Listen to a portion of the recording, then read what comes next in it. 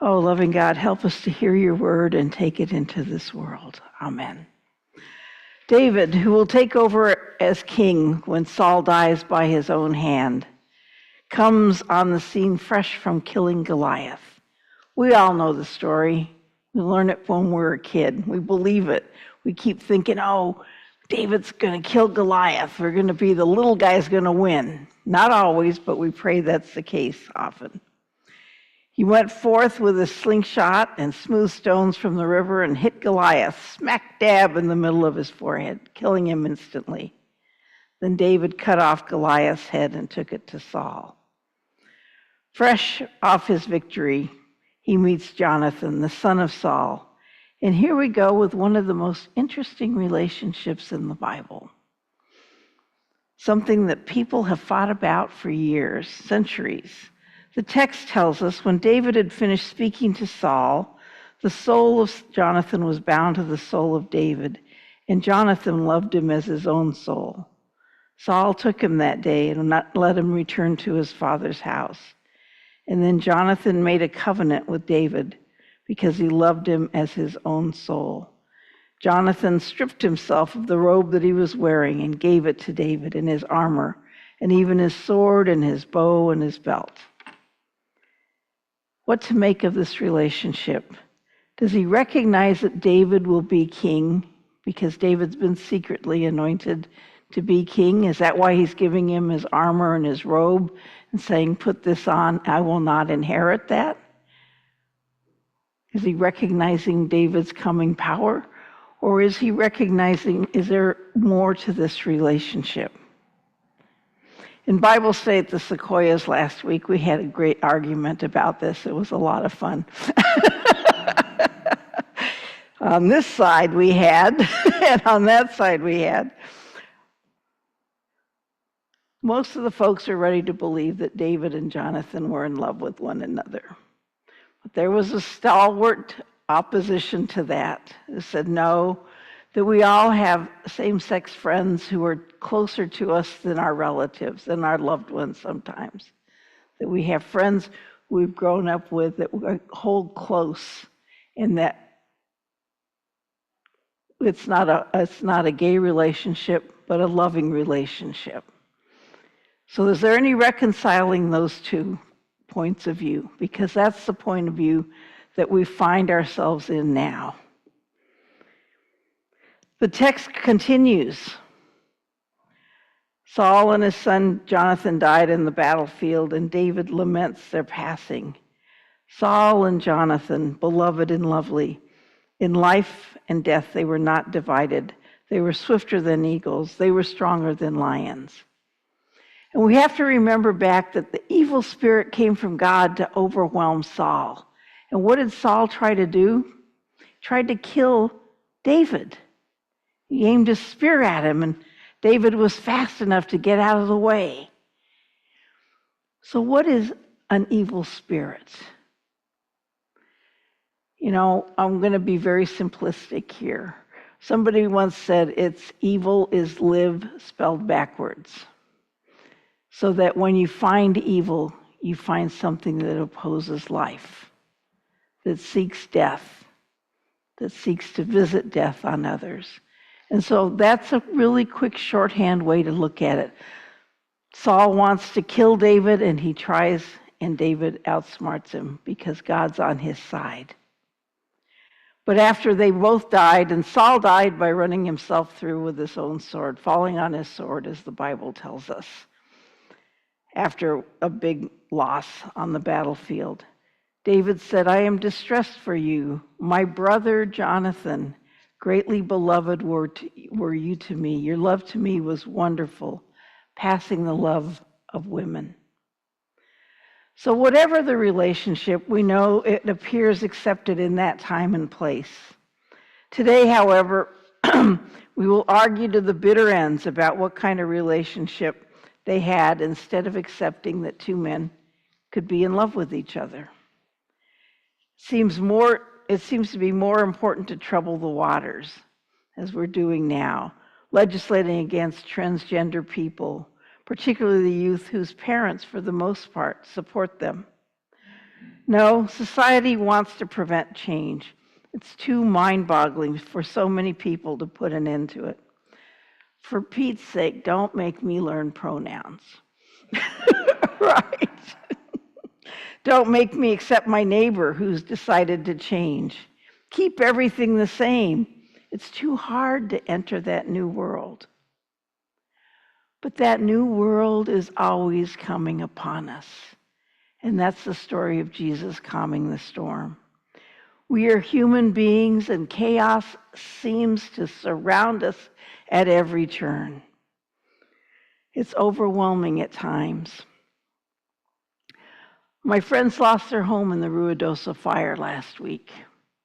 Beautiful home at the end of a long, winding road through the canyon, butting up against the Lincoln National Forest. She was a physician there, and they had built that home by hand when she settled there. It was 5 minutes, she said, to get out down the narrow canyon because a fire was coming. And their home was the first to go in that fire. It was a welcoming place for so many of us over the years. You know, we talked, she goes, come stay. Oh, God, I can't. You know, I got relatives down the road. I got to stay with them. But I would always make time to go up and visit. They got the warning. They packed all they could into the car. They got the dog. And the cats in the chaos scattered. So we don't know what happened there. But they couldn't find them. So now they're safe in Albuquerque. She's a retired physician, so she's checking on prescriptions for other people, to making sure they know how to get them because they've lost them in the fire. Keeping busy and helping out, even though her home and the home of 5 of their neighbors are gone.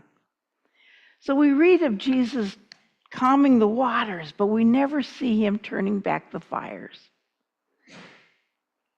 You know, we wonder, he calms the water because he is the Son of God, and only God can bring order out of chaos. We think back to Genesis, the very beginning of the Bible. When God began to create the heavens and the earth was complete chaos, and darkness covered the face of the deep, while a wind from God swept over the face of the waters. Only God can complete the chaos. And out of that chaos, the earth was complete chaos, and out of that, God created the heavens and earth and all that is seen and unseen. And here Jesus calms the storm. When they set out on their little boats, their boat across the sea, they're followed by a number of other boats, and we don't know what happens to them. Do they see the storm and drop off? Are they afraid? They don't want to go out into deep waters? Pretty soon it's just that boat and the disciples. And they're experienced fishermen. They've been out on the sea forever. They've been out in horrible, terrible storms. And this one is threatening to sink them. And then they look back and there's Jesus sleeping. What the heck? I don't know. I'd be so seasick, I would just be furious. And he said, "Wake up, don't you care that we're about to ready to die?" And he gets up and he calms the storm. And instead of being put at ease, instead of recognizing what Jesus is the Son of God, they were filled with awe, or literally, they feared a great fear. Who is this? Who is this Jesus? Who is this one who can calm the storms of our lives? And we all have storms. Each of us have gone through storms. Loss of loved ones, divorce, babies that died too young. You name it, we've suffered it. You name it, if we haven't gone through it, our family's gone through it. There's always chaos waiting for us. Just as for my friends, 5 minutes, and that's all it took for their lives to be completely turned upside down. So who is this Jesus?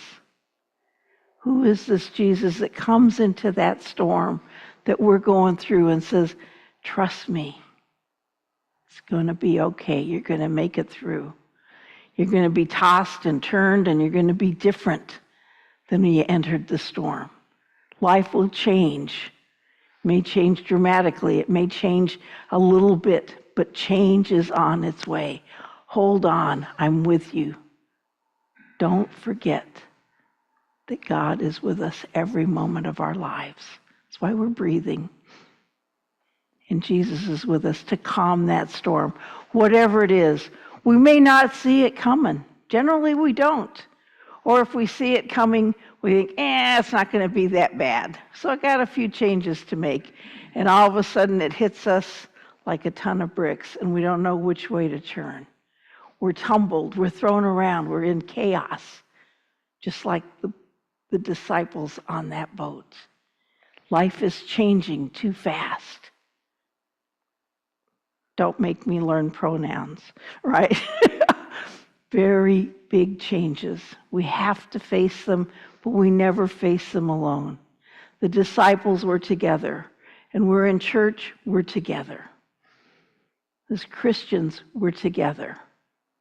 We share a faith that God is going to be with us, will be with us, hold us and guide us through that chaos. And that's what we're praying for every time we come here and every day that we pray. Help us to make sense of the chaos. Help us to get through the storm. Because the storm, we may not see it. It may be internal, but it's always raging and it's always there. And that evil spirit that came upon Saul, it's always waiting for us. We do not keep our faith going. If we start thinking we've got to be cruel to others, that's an evil spirit. Because Jesus has called us to love one another, to hold on to each other, to weather the storm together, to know that God is in that horrible, horrible time we're going through. And so we have to trust, because just like the disciples, when we get through it and it comes to all of us, maybe more than once, whatever the storm is, we will be filled with awe or fear, great fear. It's up to us on how we want to treat our